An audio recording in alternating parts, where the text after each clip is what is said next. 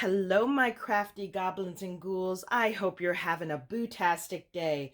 This is the Good Witch Robyn Pitts with Sir Chauncey Rocco Creative Designs. If you're new to my channel or you're a returning viewer, welcome.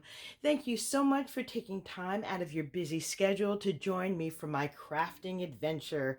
Welcome to day 4 of the Spooktacular Halloween Series. I am co-hosting this with my crafty BFF, Michelle Randolph, from Shabby Chic Chick. Join us every weekend, Friday, Saturday, and Sunday for new projects, fun tutorials, surprise giveaways, and we will be announcing a grand prize winner on Halloween night, October 31st.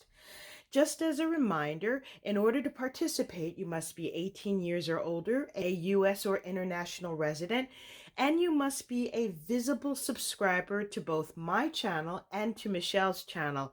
And last but not least, you must leave a comment for each of the videos that are featured in this series. You have an entire month to catch up on all of the videos. If you've missed any video, I have included a link to the Spooktacular Halloween playlist in my description box below.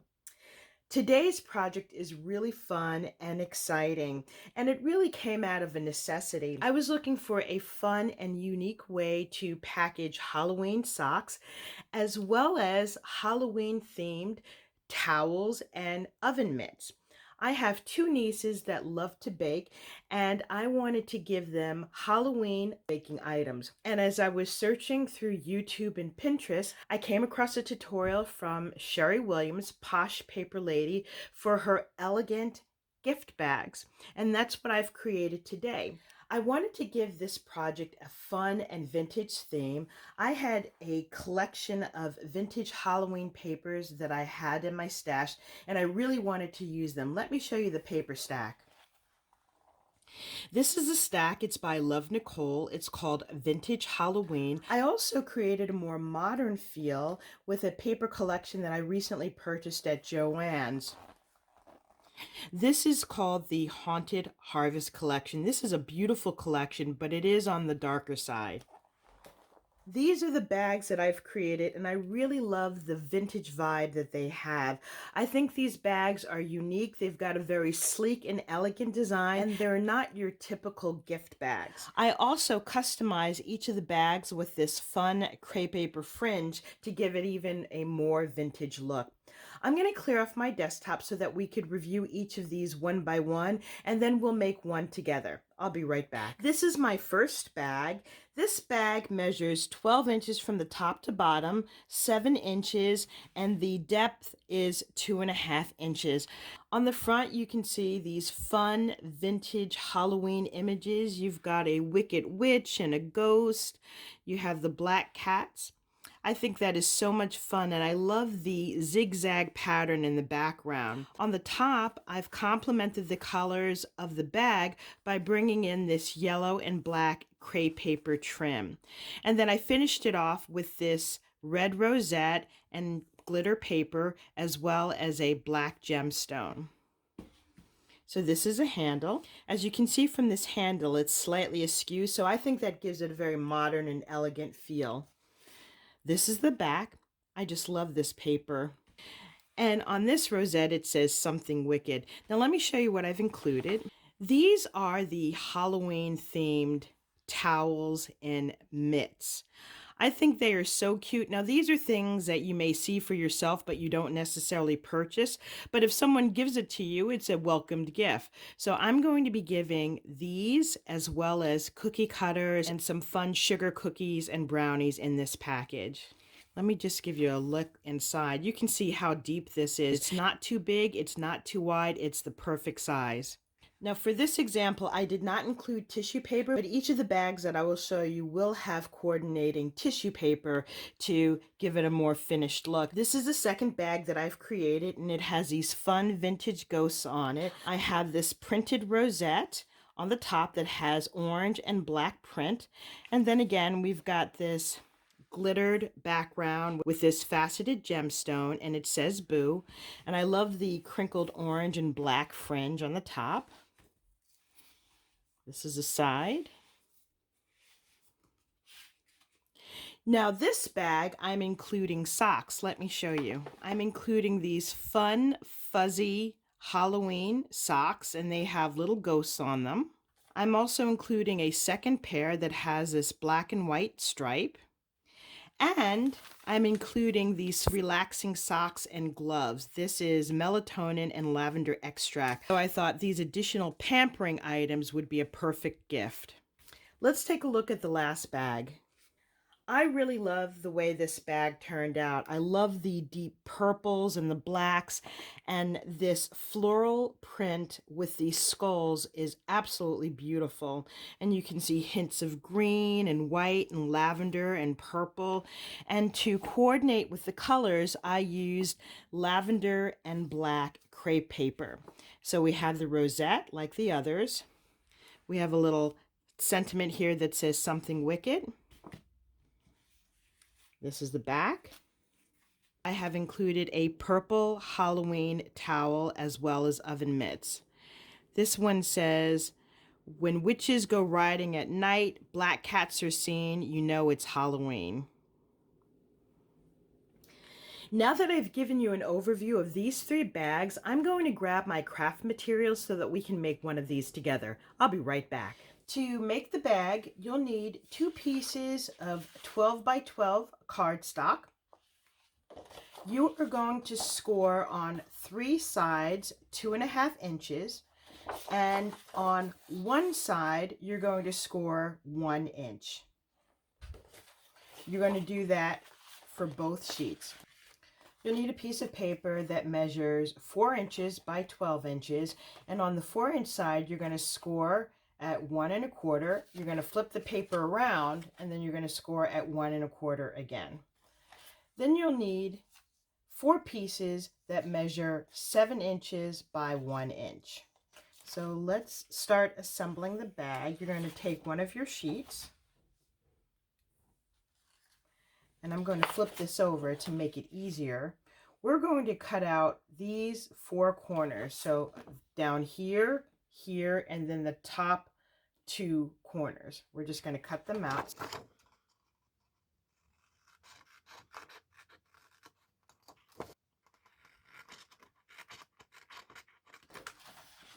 Now we're going to cut out the top 2 pieces.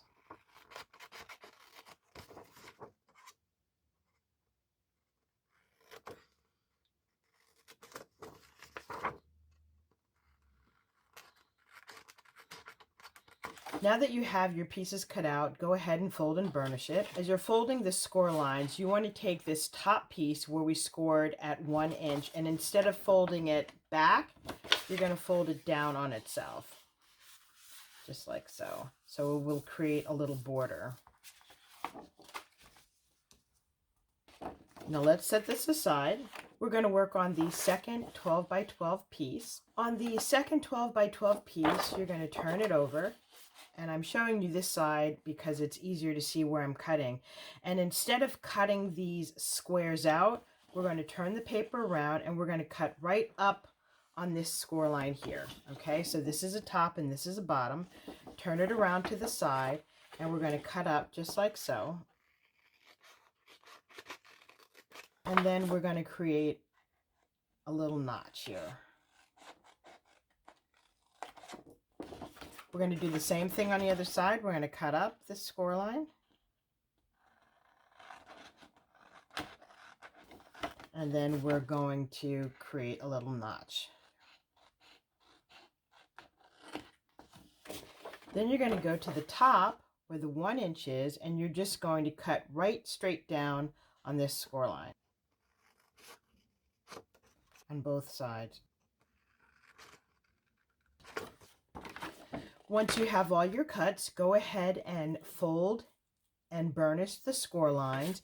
And just like you did for this piece, you're going to take this 1 inch piece and fold it down on itself. Now that we have these 2 pieces folded and burnished, let's set this aside and work on the handle. Your piece measures 4 inches by 12, and you have scored it at 1 1/4 inch on both sides. And so now what you want to do is make sure that you folded it and burnished it well. And we're going to put glue on this tab and fold it in. And we're going to put glue on this tab and fold it in. So it should look just like this. Once you have the tabs on your handle glued down, you want to take your bone folder and gently curve it like so. Okay, so let's set this aside, and you want to grab your 12 by 12 pieces. The first thing we're going to do is we're going to glue down these little tabs. Now, in my other examples, I had coordinating paper that matched this paper, so it created a really nice contrast. I'm not too happy with this green color, but I do have the complementary yellow paper to cover this up. So we're just going to go ahead and glue this flap down, just like so. You're going to glue it down here, and you're going to glue it down on the second piece. Now we have our 2 sets of 12 by 12 paper. We're going to turn this over, and we're going to take this piece that has a tab here, and we're going to put glue along this space. This piece is going to be attached right inside the second piece of paper, in between the score line. Okay, so go ahead and put your glue down now. You want to make sure you burnish it very well.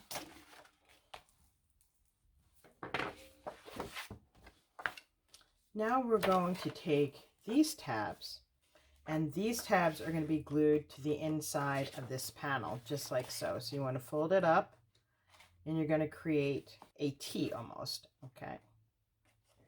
So add glue to this panel.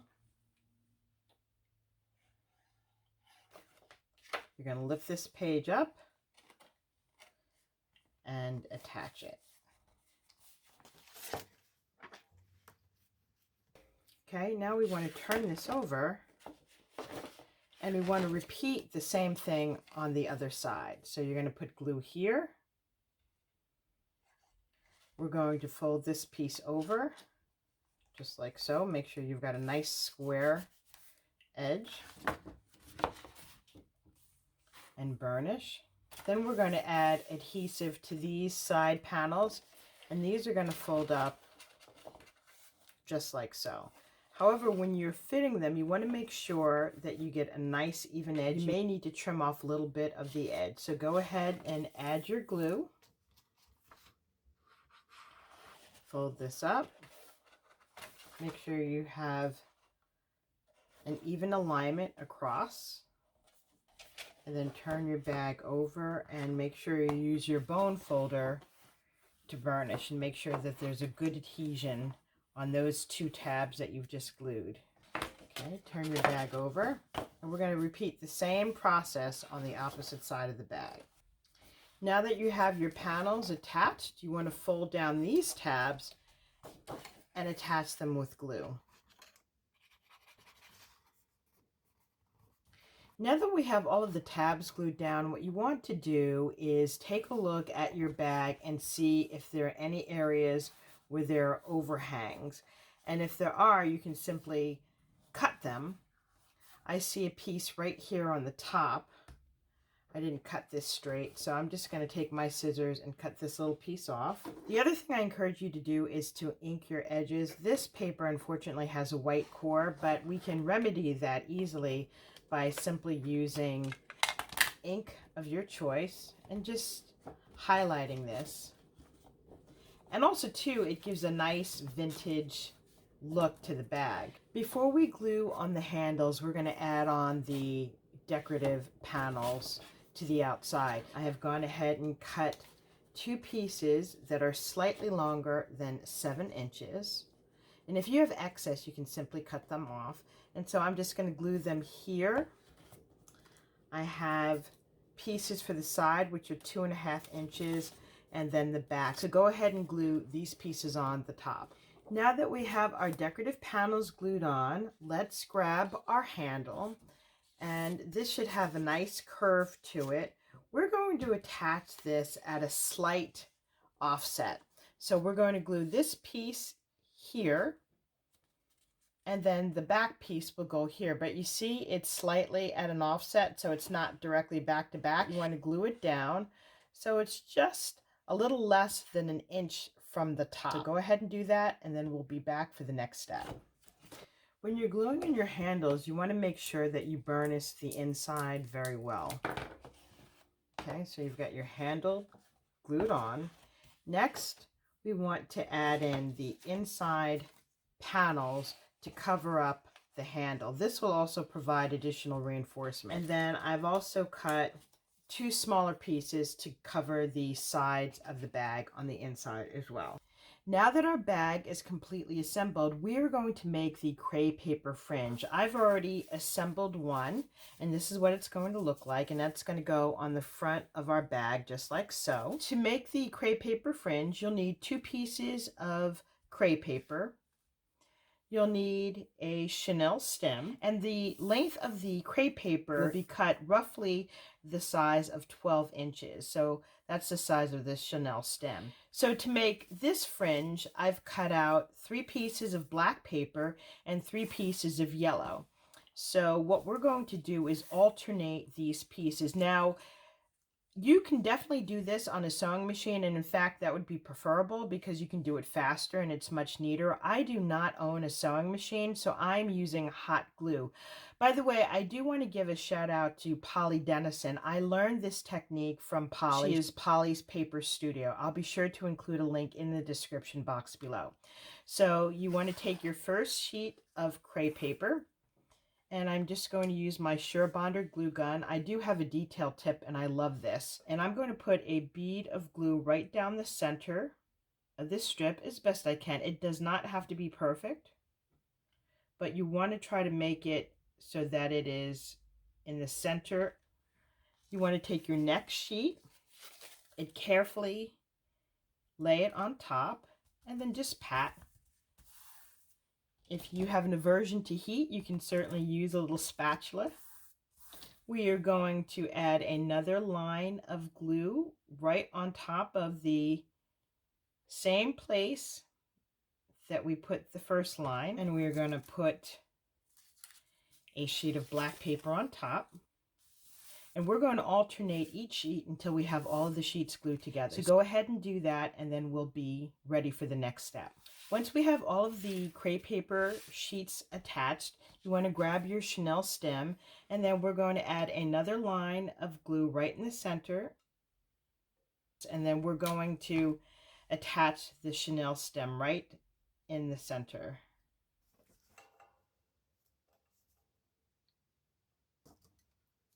For this part, I would definitely make sure that I have a silicone spatula so you can protect your hands.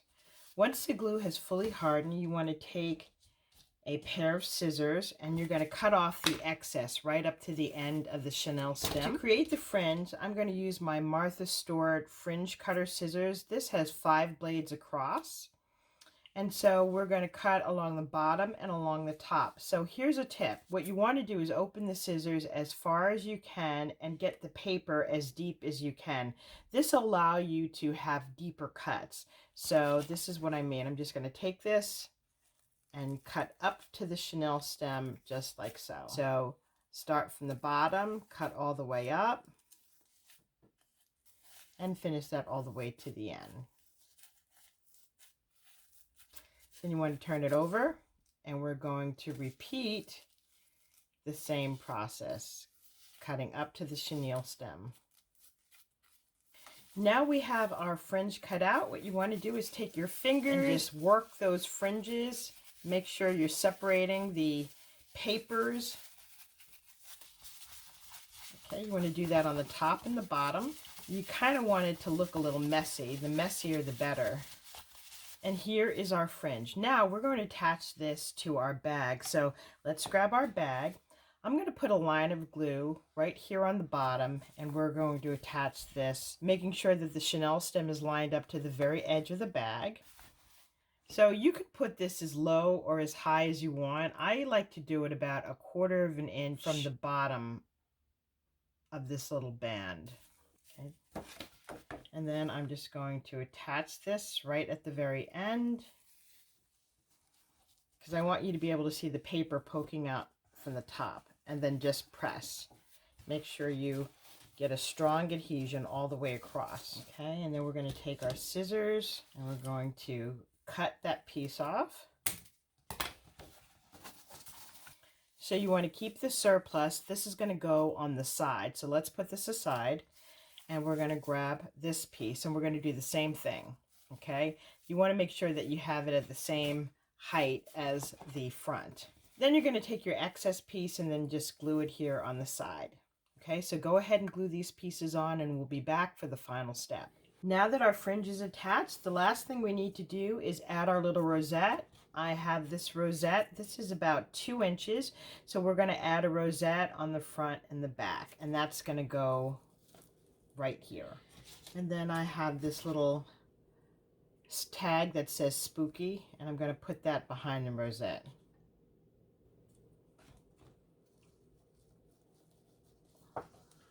Just like so.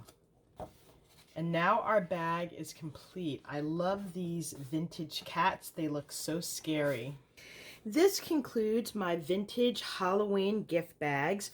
Hopefully I've inspired you with new and creative ideas. If you like this video, please take a moment to give me a thumbs up, leave a comment, and don't forget to subscribe to my channel. Please be sure to join me tomorrow for more fun projects in the Spooktacular Halloween series. You never know, there could be a surprise giveaway. Up next, please visit my crafty friend Michelle Randolph from Shabby Chic Chick. Thanks so much for joining me. Happy crafting and happy Halloween.